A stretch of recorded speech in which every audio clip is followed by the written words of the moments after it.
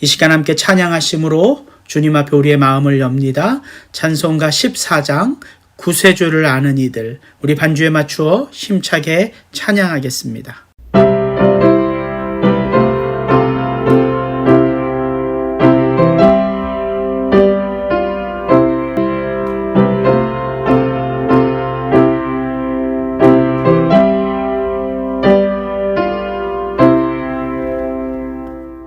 묵상기도 하심으로 2021년 1월 3일 주일 예배를 하나님 앞에 올려드립니다.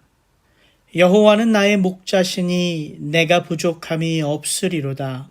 그가 나를 푸른 초장에 누이시며 쉴만한 물가로 인도하시는도다. 내 영혼을 소생시키시고 자기 이름을 위하여 의의 길로 인도하시는도다. 아멘. 참 좋으신 아버지 하나님, 지나간 2020년 한 해도 이제 우리 앞에 새롭게 펼쳐진 이 2021년 이 한 해도 우리에게 필요한 것은 오직 주의 은혜임을 고백합니다. 이 시간 그 은혜를 사모하는 심령이 되어 신령과 진정으로 예배하오니 이 예배를 온전히 주장하시고 흠양하여 받아 주시옵소서. 감사하옵고 우리 주 예수 그리스도 이름으로 기도드렸사옵나이다. 아멘. 찬송가 172장 빈들의 마른 풀같이 반주에 맞추어 찬양하겠습니다.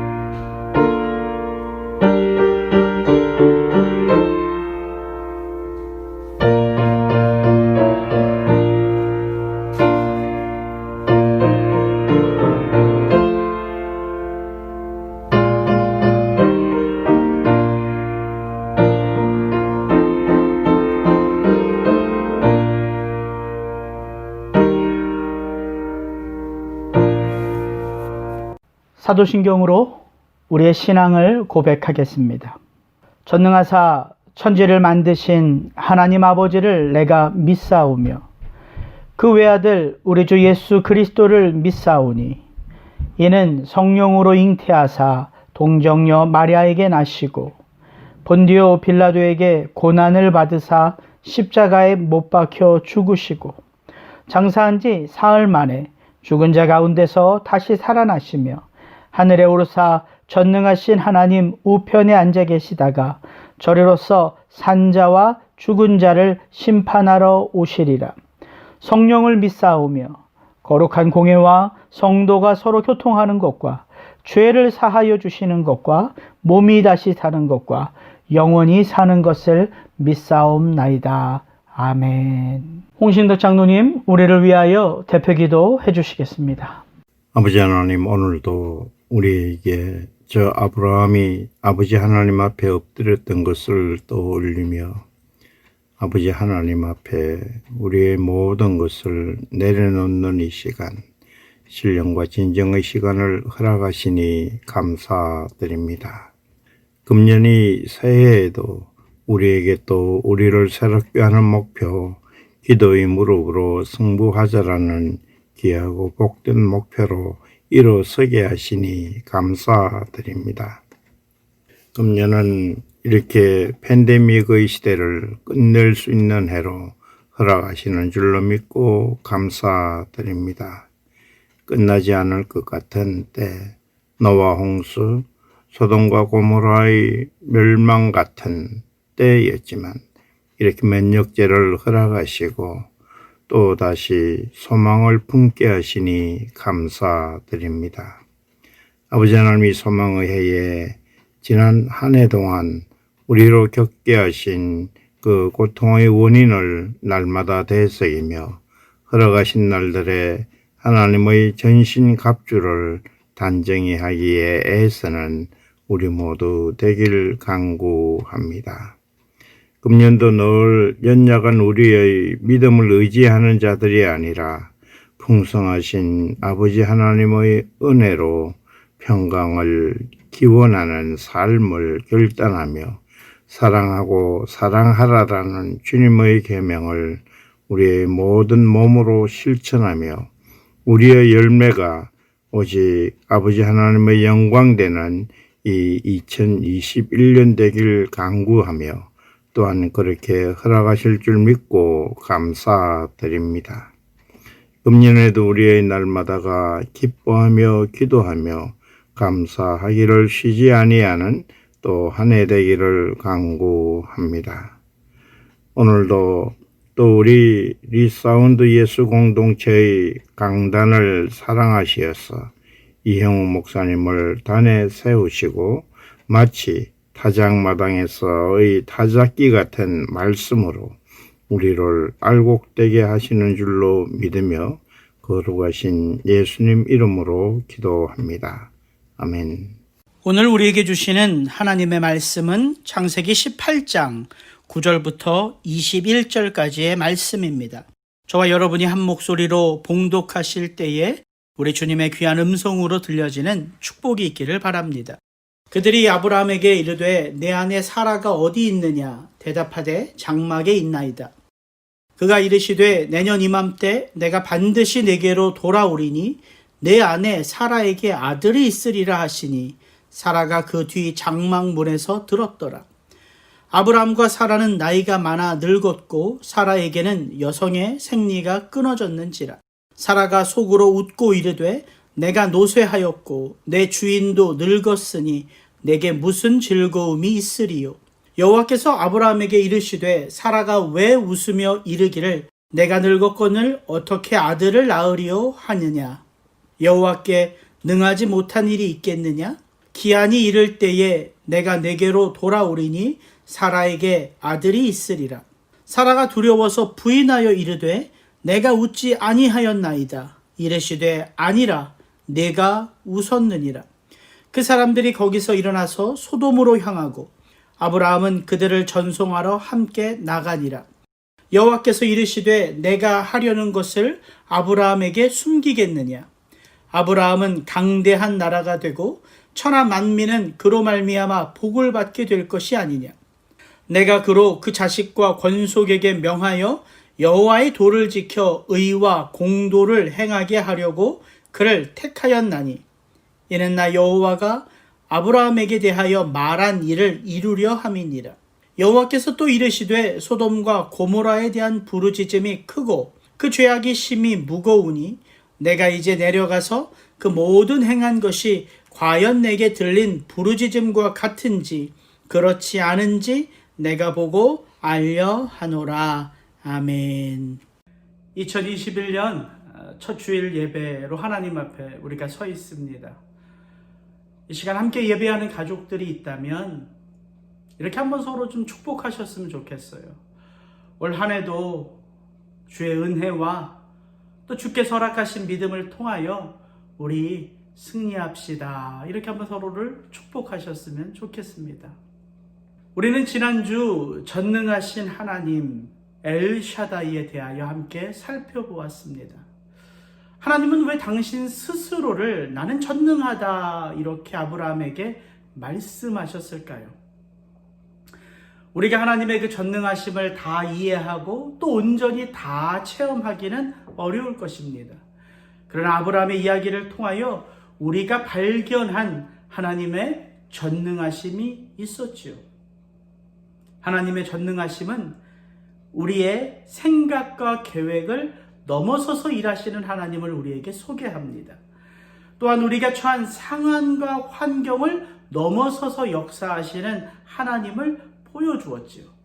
그러므로 약속의 응답에 있어서 하나님의 시간과 아브라함의 시간은 달랐던 것입니다. 그리고 그 다름을 통하여 그 다름으로 말미암아 아브라함에게 필요했던 것이 바로 믿음이었고 인내였던 것이죠. 뿐만 아니라 약속의 성취에 있어서도 하나님의 그 전능하심은 인간의 그 실수, 아브라함의 사라의 실수와 실패 속에서도 하나님이 그들과 맺은 약속을 성취하심에 부족함이 없음을 우리에게 보여주었습니다. 그렇다면 하나님이 당신의 전능하심을 아브라함과 사라에게 밝혀주신 목적은 바로 이 모든 약속의 성취를 하나님 홀로 당신 혼자서 하시는 것이 아니라 아브라함과 사라와 더불어 함께 이것을 행하시기 위하여 나는 전능한 여호와라 너는 내 앞에서 행하여 완전하라 말씀하셨던 것이죠. 어떻게 살아가는 것이 완전한 삶일까요? 저는 2021년 첫 주일 예배를 통하여 우리에게 완전한 삶을 요구하시는 하나님 아버지의 그 마음을 함께 살펴보기를 원합니다. 오늘 1절 말씀의 앞부분은 이렇게 시작하죠. 여호와께서 마므레의 상수리 나무들이 있는 곳에서 아브라함에게 나타나시니라. 여러분, 하나님이 아브라함에게 나타나실 때마다 그리고 말씀하실 때마다 구속의 역사는 한 스텝 더 깊어지고 더 온전히 성취되어 가는 것을 우리는 보게 되었지요. 오늘 18장의 이야기를 통하여 보면 우리에게 전해지는 복음이 있습니다. 그 복음의 의미는 무엇일까요? 저는 오늘 본문 말씀을 쭉 읽는 가운데에 오늘 본문 17절부터 19절에 하나님이 우리에게 깨닫게 해주신 놀라운 복음의 역사가 있음을 보게 됩니다. 우리 17절부터 19절의 말씀 같이 한번 읽어보죠. 여호와께서 이르시되 내가 하려는 것을 아브라함에게 숨기겠느냐? 아브라함은 강대한 나라가 되고 천하 만민은 그로 말미암아 복을 받게 될 것이 아니냐? 내가 그로 그 자식과 권속에게 명하여 여호와의 도를 지켜 의와 공도를 행하게 하려고 그를 택하였나니 이는 나 여호와가 아브라함에게 대하여 말한 일을 이루려 함이니라. 하나님이 아브라함을 부르신 그 목적과 이유가 너무나 분명하게 밝혀지고 있습니다. 여러분, 아브라함의 믿음의 인생은 어떻게 시작되었습니까? 우리가 너무나 잘 아는 이 말씀으로부터 아닙니까? 여호와께서 아브라함에게 이르시되 너는 너의 고향과 친척과 아버지의 집을 떠나 내가 내게 보여줄 땅으로 가라. 왜입니까? 그가 있는 곳을 떠나 하나님의 부르심을 받아 그분의 약속이 있는 땅으로 갈 때에 우리가 너무나 잘 아는 축복을 그가 받는 것 아니겠습니까? 자손의 축복, 땅의 축복, 복의 근원되는 축복이었죠. 아브라함은 여태까지 그 축복을 향하여 믿음의 여정을 걸어오고 있었습니다. 이 모든 것들이 너무나도 엄청난 축복인 것은 분명합니다. 그런데 이것은 미래의 아브라함에게 주어질 축복이었죠. 그렇다면 이 놀라운 축복을 받은 아브라함의 삶은 도대체 어떤 의미일까 하는 것입니다. 너로 큰 민족을 이루리라.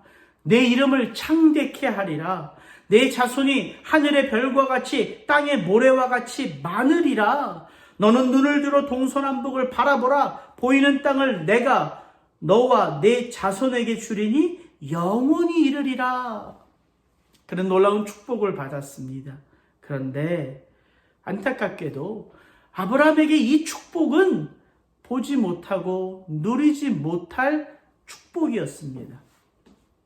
기껏해야 그가 일평생 보았던 자손은 이스마엘과 이삭 그리고 에서와 야곱뿐이었습니다. 가나안 지경을 통하여 애굽 강에서부터 큰 강 유브라데까지 그 땅을 차지하리라 말씀하신 하나님의 약속은 아브라함이 가나안 땅을 밟은 후로 약 1000년이 훌쩍 지나고 나서 다윗과 솔로몬 때에 일어났던 일이었던 것이지요. 그렇다면 오늘을 살아가는 아브라함의 삶 속에 이 놀라운 축복은 그가 보지도 못하고 누리지도 못할 단지 그냥 먼 미래의 일이라는 것이지요. 그는 보지도 못할 그 후손들을 위하여 다만 그렇게 묵묵하게 믿음의 삶을 걸어왔던 것일까요? 오늘 우리가 읽은 이 17절부터 19절의 본문은 그런 것이 아님을 너무나 분명하게 우리에게 알려줍니다. 아브라함은 강대한 나라가 되고 천하 만민은 그로 말미암아 복을 받게 될 것이 아니냐. 여러분, 이것은 분명 미래의 사건입니다. 그런데 내가 그로 그 자식과 권속에게 명하여 여호와의 도를 지켜 의와 공도를 행하게 하려고 그를 택하였나니. 이 말씀은 미래형이 아니죠. 이 말씀은 하나님이 아브라함을 찾아가 그를 부르신 그 부르심의 첫 순간부터 오늘 그의 삶 속에 나타나는 현재형이라는 것입니다. 아브라함의 삶은 단지 미래의 후손들만을 위한 삶이 아니라는 거예요. 그 미래의 일들을 성취하기 위하여 아브라함의 오늘이 필요했던 것이지요. 그의 오늘의 삶의 그 순간순간을 통하여 미래는 다가오는 것입니다. 하나님의 뜻은 미래의 어느 순간 성취되는 뜻이 아니라 오늘 우리의 삶 속에 그분의 뜻은 임마누엘로 함께하고 있는 것이죠. 여러분, 이것이 구원 아닙니까? 두렵고 떨림으로 너의 구원을 이루라. 오늘 저와 여러분의 삶 속에 함께 하시는 하나님으로 말미암아 그분의 뜻이 오늘 우리의 삶 속에 이루어지고 그 뜻이 우리의 영혼의 삶과 맞물려 있음을 오늘 아브라함의 이야기는 우리에게 도전하고 있다는 것입니다. 그러므로 하나님이 아브라함과 그의 믿음의 후손된 우리에게 주신 말씀, 나는 전능한 여호와라. 너는 내 앞에서 행하여 완전하라. 이 말씀의 의미를 우리는 발견하게 되는 것이죠. 어떻게 살아가는 것이, 무엇을 행하는 것이 완전한 삶일까? 하나님의 그 마음을 함께 나누기를 원합니다. 오늘 말씀의 핵심인 여호와의 도를 지켜 의와 공도를 행하게 하려고, 여기서 이 의와 공도라는 히브리어는 ጼ다카와 미슈파트라는 단어입니다. 이것은 성경의 핵심적인 단어죠. 왜냐하면 이 ጼ다카, 이 미슈파트는 하나님의 성품을 말하기도 하고 또한 하나님이 이 땅을 다스리고 통치하시는 하나님의 목적이고 방법이기도 합니다. 한글 성경에는 의와 공도, 공의와 정의라는 말로 번역되어져 있습니다. 공의와 정의라는 말은 이렇게 함께 묶여서 사용되어지는 것을 보게 됩니다. 몇 군데 말씀만 제가 한번 읽어드릴게요. 이사야서 33장 5절입니다. 여호와께서는 지극히 존귀하시니 그는 높은 곳에 거하시며 정의와 공의를 시온에 충만하게 하심이라. 예레미야 33장 15절입니다. 그날 그때에 내가 다윗에게서 한 공의로운 가지가 나게 하리니 그가 이 땅에 정의와 공의를 실행할 것이라. 이사야서 32장 17절입니다. 공의의 열매는 화평이요 공의의 결과는 영원한 평안과 안전이라. 잠언 21장 3절입니다. 공의와 정의를 행하는 것은 제사 드리는 것보다 여호와께서 기쁘게 여기시느니라. 여러분, 무엇보다 우리 하나님이 의로우신 하나님이십니다. 그러므로 이 째다카라는 말은 하나님의 성품을 말하지요. 뿐만 아니라 하나님은 당신의 그 의로움을 인간에게 드러내시고, 또한 하나님은 그 의로움을 구원받은 하나님의 백성들에게 요구하십니다. 그래서 이 성경에 의롭다라는 말은 하나님과 우리와의 관계 속에서 드러나는 단어인 것을 보게 됩니다. 하나님의 의로움은 우리가 하나님의 구원을 통하여 체험하는 것이죠. 죄인인 우리들을 찾아오셔서 우리를 부르시고 우리를 의롭다 여겨주시는 그 하나님의 하나님 되심이 의로운 하나님이라는 것입니다. 그러므로 의로우신 하나님과 바른 관계 속에 있는 자들을 성경은 의인이라고 말하는 것입니다. 그래서 이 의롭다는 것은 하나님과 우리와의 관계 속에서 드러나는 것이지요. 하나님의 마음을 알기에 하나님의 뜻을 이루어드리는 것 아닙니까? 그러므로 이 째다카 의롭다라는 단어는 결국 하나님의 마음을 아는 것, 그리고 하나님의 그 뜻을 아는 것으로 표현되어지는 것입니다. 그래서 오늘날 우리가 잘 쓰는 공감하다라는 단어와도 굉장히 깊이 연결되어져 있음을 알 수 있어요. 하나님의 마음을 아는 자, 그 마음을 공감하는 자가 이 땅의 약한 자들을, 이 땅에 소외된 자들을, 이 땅에서 믿음으로 살고자 애쓰는 자들을 향한 하나님의 마음을 또한 알 수 있는 것이지. 그래서 구원받은 하나님의 백성들이 이 땅의 연약한 자들, 이 땅에 소외된 자들, 이 땅에서 긍휼함을 필요로 하는 자들에게 하나님의 손과 발이 되어 그들을 섬길 수 있는 것입니다. 오늘 18장의 이야기 속에 바로 이 하나님의 의와 공도, 이 째다카와 미슈파트의 삶이 무엇인지를 오늘 18장은 마치 소개해주고 있는 것 같아요. 오늘 18장 전체를 읽어보면 세 가지의 중요한 이야기가 소개되어져 있습니다.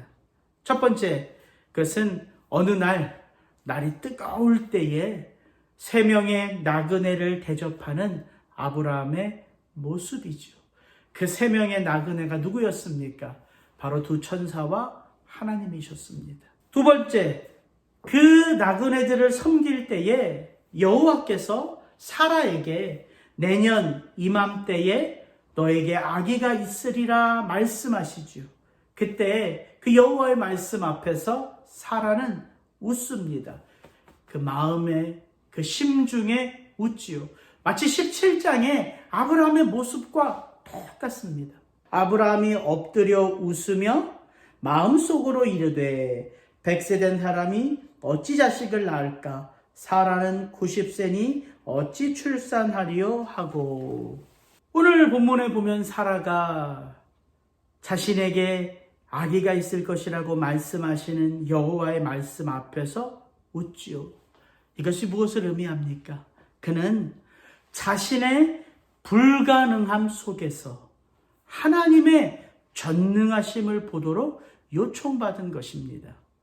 하나님의 의로움은 이렇게 불가능에 직면한 인간에게 나의 전능하심을 통하여 의로운 삶으로 우리를 초청하신다는 거예요. 이제 우리가 믿음의 선택을 하는 상황에 놓여진 것이지요. 그리고 세 번째, 오늘 본문에 보면 소돔과 고모라를 심판하시기 위하여 그 땅을 찾아가 살피시는 하나님 앞에서 아브라함이 그 땅을 중보하는 모습을 보게 됩니다. 이 세 가지의 사건, 나그네를 대접하고 불가능한 삶 속에 전능하신 하나님을 보도록 요청받고 소돔과 고모라를 심판하시는 하나님 앞에 제사장이 되어 선지자가 되어 그 땅을 중보하는 모습. 여러분, 이것이 의와 공도를 행하는 삶의 모습입니다. 2021년 새해 첫 번째 예배를 통하여 하나님이 저와 여러분에게 주시는 하나님의 메시지는 바로 이 완전한 삶, 어떻게 보면 너무나 신학적이고 어떻게 보면 너무나 무거운 것 같은 이 삶의 모습이 사실은 우리의 삶에 얼마나 가까이, 얼마나 밀접하게 놓여진 일인지를 하나님은 보게 하십니다. 오늘 아브라함이 부지 중에 그 천사와 하나님을 섬기는 그 모습, 그 장면들을 우리 좀 같이 한번 읽어보겠습니다. 오늘 1절부터 8절까지 말씀인데요. 이 말씀 자체가 저와 여러분에게 주는 메시지이기에 쭉 한번 읽어보겠습니다. 1절부터 8절입니다. 여호와께서 마므레의 상수리 나무들이 있는 곳에서 아브라함에게 나타나시니라. 날이 뜨거울 때에 그가 장막문에 앉아 있다가 눈을 들어 본즉 사람 셋이 맞은편에 서 있는지라. 그가 그들을 보자 곧 장막문에서 달려나가 영접하며 몸을 땅에 굽혀 이르되 내 주여 내가 주께 은혜를 입었사오면 원하건대 종을 떠나 지나가지 마시옵고 물을 조금 가져오게 하사 장신들의 발을 씻으시고 나무 아래에서 쉬소서. 내가 떡을 조금 가져오리니 당신들의 마음을 상쾌하게 하신 후에 지나가소서. 당신들이 종에게 오셨음이니이다. 그들이 이르되 내 말대로 그리하라. 아브라함이 급히 장막으로 가서 사라에게 이르되 속히 고운 가루 세스알을 가져다가 반죽하여 떡을 만들라 하고 아브라함이 또 가축대 있는 곳으로 달려가서 기름지고 좋은 송아지를 잡아 하인에게 주니 그가 급히 요리한지라. 아브라함이 엉긴 젖과 우유와 하인이 요리한 송아지를 가져다가 그들 앞에 차려놓고 나무 아래에 모셔 섬에 그들이 먹으니라.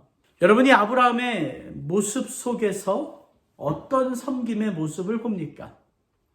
과연 아브라함이 이 세 나그네들을 천사와 하나님으로 알고 섬긴 것일까요? 그렇지 않습니다. 오늘 이 본문을 받는 히브리서에 보면 히브리서 13장 2절에 이렇게 되어 있어요. 손님 대접하기를 잊지 말라. 부지 중에 천사들을 대접한 이들이 있느니라. 아브라함의 이 모습을 말하는 것이죠. 부지 중에. 아브라함은 이들이 천사요 여호와인 것을 알고 섬긴 것이 아닙니다. 아브라함은 어떻게 이런 삶을 살았을까요? 그가 바로 이 땅에 나그네였기 때문이에요. 그가 벌써 이 가나안 지경에 머문 지가 25년 가까이 되지 않았습니까? 75세의 부름을 받고 아브라함의 나이 99세입니다. 그가 이 땅에 나그네로 살아왔기에, 나그네로 살고 있기에 그의 삶 속에 다가오고 찾아오는 나그네를 그는 전심으로 섬길 수 있었던 것이지요. 여러분, 오늘 본문 1절부터 8절에 보면 누가 손님이고 누가 주인인지를 모르겠어요. 마치 아브라함이 손님 같아요. 그리고 이 나그네들이 원래 그 자리에 있었던 주인같이 앉아 있습니다. 아브라함은 그들이 먹고 마시고 쉴 때까지 그들 옆에 서서 그들을 접대하고 있어요. 정말 진정한 환대이지요. 여러분, 아브라함의 삶 속에 이런 모습들이 지금 나타나고 있다는 것입니다. 이것이 어떻게 가능할까요? 그가 하나님의 지극한 환대, 그가 하나님의 지극한 섬김을 통하여 여기까지 왔기 때문 아니겠습니까? 나의 실수, 나의 넘어짐, 나의 두려워함, 나의 불안 속에서도 하나님은 언제나 아브라함의 보스로 존재하셨어요. 여러분, 이것이 구원의 축복 아닙니까? 구원의 축복은 우리의 매일매일이 우리를 한량없이 사랑하시고 우리의 연약함과 약함 속에서도 우리를 온전한 은혜로 맞이하여 주시는 그 하나님과 동행하는 삶이지요. 그러므로 나도 모르는 어느 순간 나의 삶 속에는 내가 하나님으로부터 받은 그 사랑과 그 은혜가 온전히 세상 속으로 흘러가게 되는 것입니다. 여러분, 이것이 구원받은 하나님의 백성들의 완전한 삶의 모습이에요.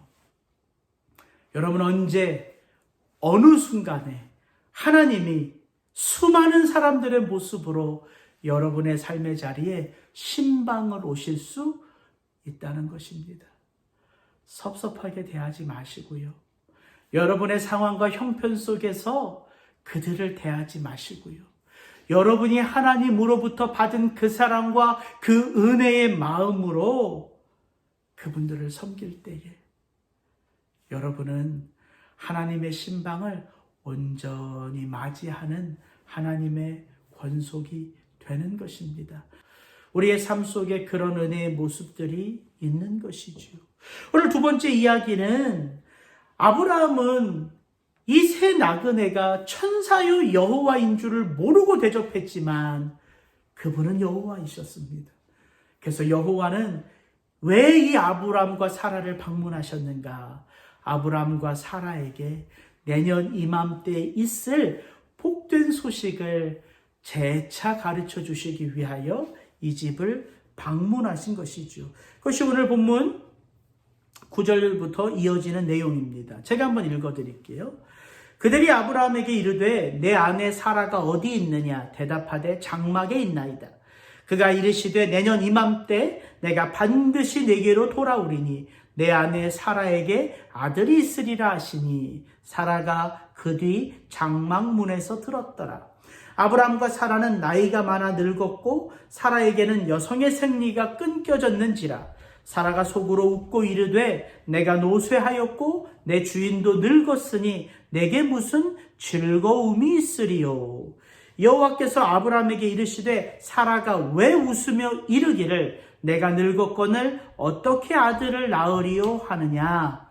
여호와께 능하지 못한 일이 있겠느냐. 기한이 이를 때에 내가 내게로 돌아오리니 사라에게 아들이 있으리라. 사라가 두려워서 부인하여 이르되 내가 웃지 아니하였나이다. 이르시되 아니라 내가 웃었느니라. 하나님의 이 놀라운 축복의 메시지가 선포될 때에 아브람도 그렇고 사라도 그렇고 그 놀라운 축복의 메시지를 받은 인간은요, 그 메시지 속에서 누구를 보느냐? 자기 자신을 본다는 거예요. 아브라함이 엎드려 웃으며 마음속으로 이르되 100세 된 사람이 어찌 자식을 낳을까? 사라는 90세니 어찌 출산하리요 하고 내가 노쇠하였고 내 주인도 늙었으니 내게 무슨 즐거움이 있으리요.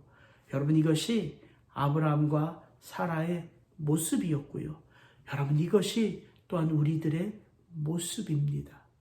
하나님의 그 전능하심 속에서 그 전능하신 하나님의 메시지가, 그 축복이 정말 여러분의 삶 속에 떨어져도 우리가 할 수 있는 반응은 불가능한 나 자신을 볼 수밖에 없다는 거예요. 그래서 하나님의 메시지가 우리의 인생 가운데에 쉼 없이 선포되는 것입니다. 그래서 여호와 하나님은 우리의 인생 가운데 동행하시는 거예요. 늘 우리의 삶에서 하나님은 우리를 이끄십니다. 여러분, 이것이 목자 되신 하나님 아닙니까? 이것이 임마누엘의 예수 그리스도 아닙니까? 끊임없이 그 전능하심 속에서 살아가도 여전히 나 자신을 보며 나 자신의 불가능함 속에 있는 우리들에게 하나님은 끊임없이 요구하시고 요청하신다는 사실입니다. 아니라 나는 전능한 여호와니라. 여러분, 우리의 삶 속에 이런 일들이 얼마나 많은지 모릅니다. 우리는 늘 불가능한 삶 속에 놓여질 수밖에 없어요. 왜일까요? 우리에게 소망이 있기 때문입니다. 더 나은 삶에 대한 소망, 더 나은 축복에 대한 바람이 우리의 마음에 가득하기에 늘 우리의 할 수 없음, 불가능한 사건 속에 놓여지기가 참 쉬워요. 그래서 우리에게 필요한 것이 무엇입니까? 그 전능하신 하나님을 바라보는 믿음 아니겠습니까? 우리 성도님 전화신방 하는데 한국에 있는 손주가, 돌진한 손주가 갑자기 열이 너무 높아져서 그 열이 떨어지지 않아 병원에 입원하고 있다고, 목사님 기도해 주십시오, 이 기도의 요청을 하시는 우리 집사님 두 분을 바라보며, 그 할아버지 할머니의 그 모습을 바라보며 우리가 얼마나 많이 우리의 힘으로는 할 수 없는 상황 속에 놓여져 있는가를 보게 됩니다. 사랑하는 아들 가정이 직장의 삶을 통하여 부부가 떨어져서 살 수밖에 없는 상황 속에서 어떻게 하면 하나님, 이 가정이 다시 한 가정을 이루어 살아갈 수 있을까요? 간절히 기도하는 우리 성도님들 가정이 있습니다. 이제 대학교 입학을 놓고 지난 4년 동안 정말 그 과를 놓고 참 많이 준비했고 참 많이 기도하면서 이제 입학 원서를 내고 기다리고 있는 그 성도님들의 그 모습을 보면서 우리는 우리의 힘으로는 할 수 없는, 그러나 우리의 바람이 너무나도 가득 찬 그 수많은 일들 속에 놓여져 있음을 보게 되더라고요. 그때 하나님이 우리에게 도전하시고 있다는 것입니다. 나는 전능한 여호와라. 여호와께 능하지 못한 일이 있겠느냐. 여러분, 우리가 우리의 삶 속에서 바로 그 전능하신 하나님을 바라보도록, 불가능한 나의 상황 속에서도 그 전능하신 하나님을 바라보도록 끊임없이 믿음의 요청을 받고 있다는 사실이에요. 우리가 그것을 기억할 때에 그 모든 삶의 순간들이 이 의로우신 하나님을 바라보는 기회가 된다는 것이죠. 하나님은 이 아브라함 가정을 신방하셨을 뿐만 아니라 하나님은 죄악이 만연한 이 소돔과 고모라 땅의 그 부르짖음을 듣고 그 땅을 살펴보시기 위하여 가십니다. 여러분, 전능하신 하나님이 그 소돔과 고모라 땅의 죄악이 관영한 것을 찾아가셔야지만 볼 수 있을까요? 찾아가셔야지만 알 수 있을까요? 아니죠.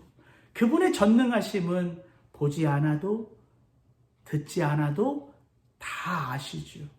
그런데 왜 하나님이 그 소돔과 고모라 땅을 향하여 가실까요? 20절 21절의 말씀입니다. 여호와께서 또 이르시되 소돔과 고모라에 대한 부르짖음이 크고 그 죄악이 심히 무거우니 내가 이제 내려가서 그 모든 행한 것이 과연 내게 들린 부르짖음과 같은지 그렇지 않은지 내가 보고 알려하노라. 하나님이 아브라함에게 이 소돔과 고모라에 대한 하나님의 심판의 메시지를 알려주심은 마치 이런 것 같지 않습니까? 하나님이 아브라함에게 무엇인가를 요구하시는 것 같아요. 그것이 무엇일까요? 죄악된 이 땅을 향한 하나님의 그 의로움을 덧입은 우리들의 삶의 모습이라는 것이지요. 하나님은 이 땅을 심판하시니까 하나님이 심판하시기로 작정한 그 땅은 이제 심판받으면 되지가 아니라 그 땅을 향하여 하나님은 아브라함이 그 땅을 향한 중보자로 서기를 원하고 계신다는 사실입니다. 왜일까요? 그 땅에 아브라함의 조카 롯이 있기 때문이죠. 우리가 알지도 못하고 우리와 관계가 없는 어느 땅, 어느 민족, 어느 나라를 위하여 기도할 수 있습니다. 그것이 하나님의 은혜이지요. 우리가 알 수도 없는 그 민족을 향하여 하나님이 저와 여러분을 중보의 도구로 부르실 수 있습니다. 그런데 대부분 우리의 중보 기도는 어떻게 시작되는가?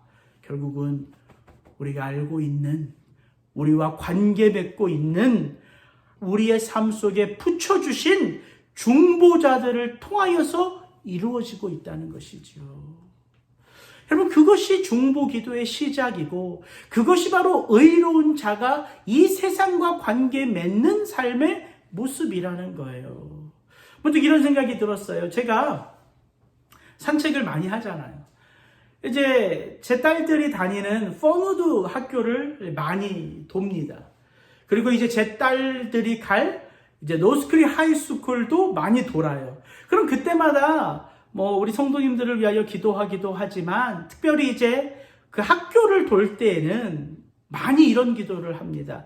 하나님, 우리 다은이 주은이가 다니는 퍼누드 학교, 이 엘리멘터리 스쿨 가운데에 우리 믿음의 선생님들이 이 자라나는 영혼들에게 하나님의 참된 것을 가르쳐 줄 수 있도록, 이 세상의 혼탁한 모습 속에서도 우리 선생님들이, 믿음의 선생님들이 일어나서 그 자녀들을 믿음으로 양육할 수 있도록 하나님 도와주옵소서. 우리 다은이 주은이에게 믿음의 선생님, 믿음의 좋은 친구들이 함께하면 얼마나 좋겠습니까? 그러나 하나님, 우리 다은이 주은이가 어떤 선생님을 만나도, 또 어떤 친구들을 만나도 우리 다은이 주은이가 그 선생님, 그 친구들의 믿음의 사람이 될 수 있도록 저들의 믿음을 온전케 하여 주시옵소서. 우리 다은이 주은이가 다닐 이 노스크리 하이스쿨, 참 좋은 학교가 아버지 하나님 이 땅에 정말 하나님의 하나님 되심을 증거하는 학생들을 배출하는 믿음의 학교가 될 수 있도록 하나님 도와주세요. 이렇게 기도합니다. 이건 어려운 게 아니잖아요.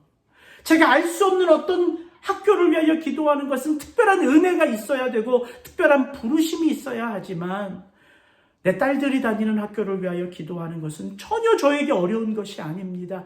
그렇게 생각해 보니까 중보 기도란 어려운 기도가 아니라 내가 나와 함께하는 이웃을 사랑할 때에, 내가 우리 성도님들을 내 마음에 품을 때에 성도님들을 향한 기도가 바로 중보 기도요. 그 중보 기도를 통하여 그 학교, 그 병원, 그 회사와 연결되어져 있음을 깨닫게 되더라고요.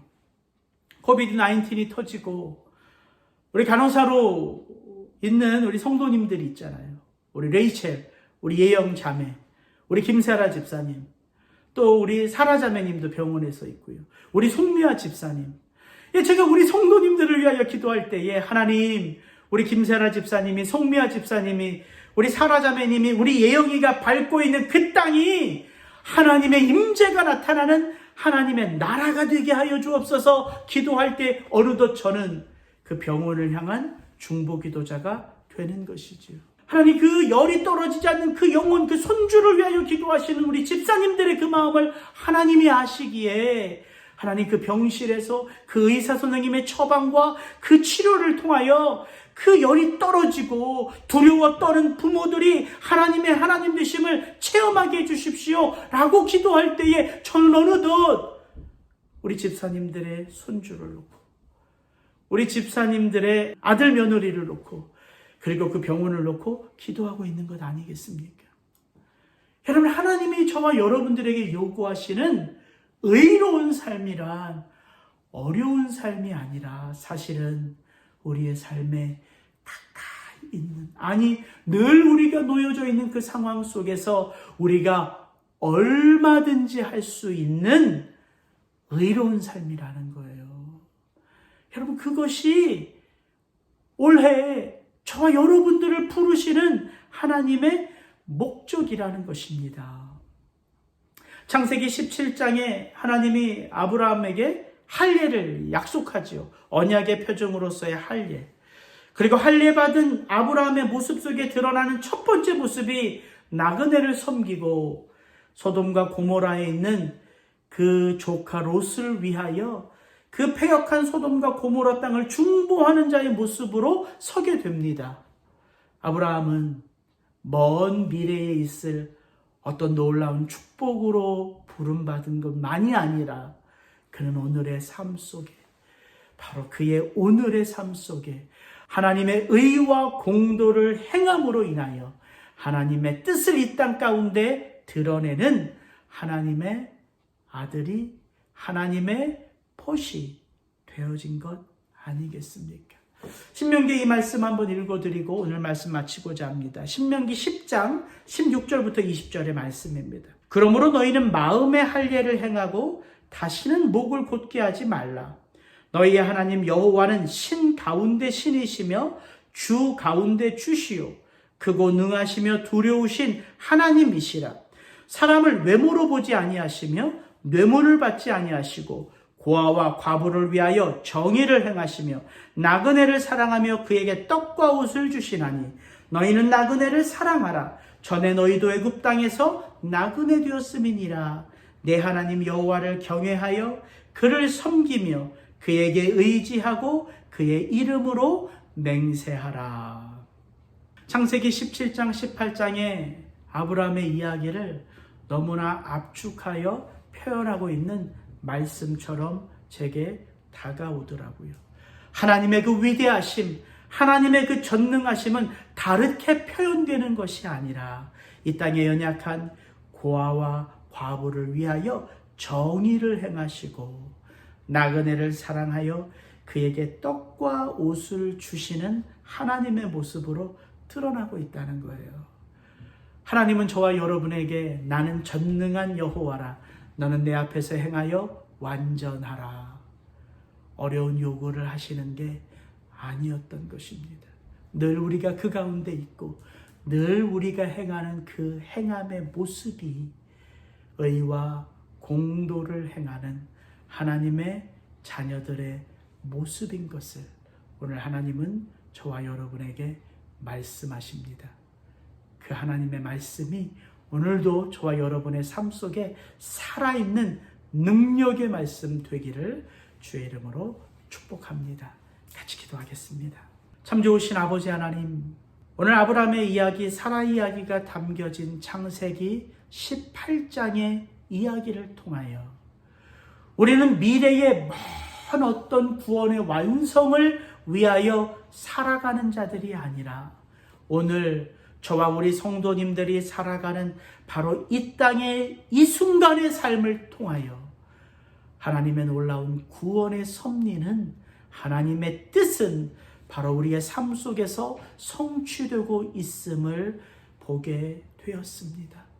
아버지 하나님, 우리도 나그네를 대접함으로 부지중에 하나님을 섬기는 은혜의 섬김이 있게 하시고 늘 불가능한 삶 속에서 그 전능하신 하나님을 바라볼 수 있는 은혜의 부름 앞에 온전히 믿음으로 반응하게 하시며 우리와 함께 이 길을 걷는 우리의 이웃들을 놓고 그들의 삶을 우리의 마음에 품으며 그들을 위하여 기도하는 자로 올 한 해 살아갈 수 있도록 하나님께서 그렇게 우리에게 은혜를 더하여 주시옵소서. 이제는 우리 구주 예수 그리스도의 은혜와 아버지 하나님의 사랑과 성령의 교통케 하시고 하나 되게 하심의 역사가 오늘 완전한 삶으로 우리를 부르시고 그 삶 속에 의와 공도를 행하며 하나님의 하나님 되심을 선포하는 우리 리사운드 성도들 한 분 한 분들의 삶 속에 이제로부터 영원토록 함께 하시기를 축원하옵나이다. 아멘.